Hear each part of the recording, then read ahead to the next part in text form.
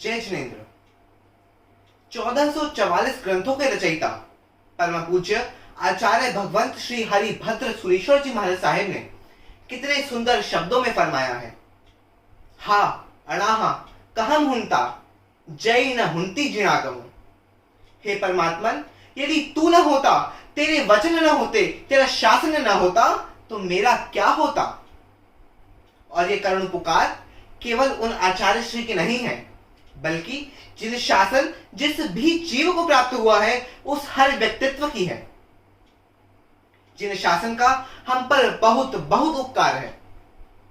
आज हजारों की भीड़ में भी यदि बात मांसाहार, धूम्रपान और मदिरापान की आती है, तो उसके त्याग करने पर हमको शर्म नहीं, हमको गर्व और गौरव की अनुभूति होती है।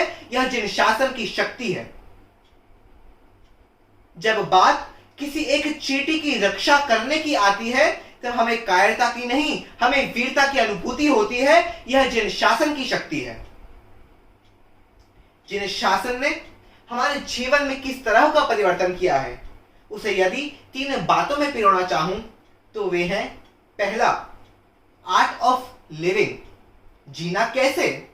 परमात्मा ने खाने को, चलने को, घूमने को मना नहीं किया, लेकिन चलना कैसे, खाना कैसे, उसकी एक पद्धति बताई है, जीवन शैली बताई है।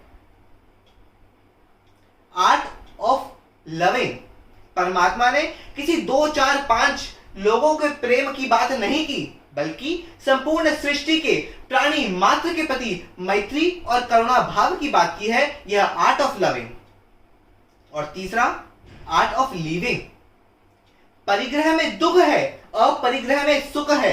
यह सिद्धांत जीवन के हर छोटे छोटे हिस्से में किस तरह से लागू किया जा सकता है, यह सिखाता है आर्ट ऑफ लिविंग।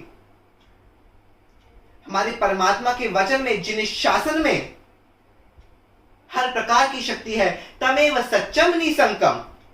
और हमें परम पुण्योदय से हमारी मां स्वरूप यह जिन शासन हमको प्राप्त हुआ है, और भावों भावों में भी हमें यह जिन शासन मिलता रहे।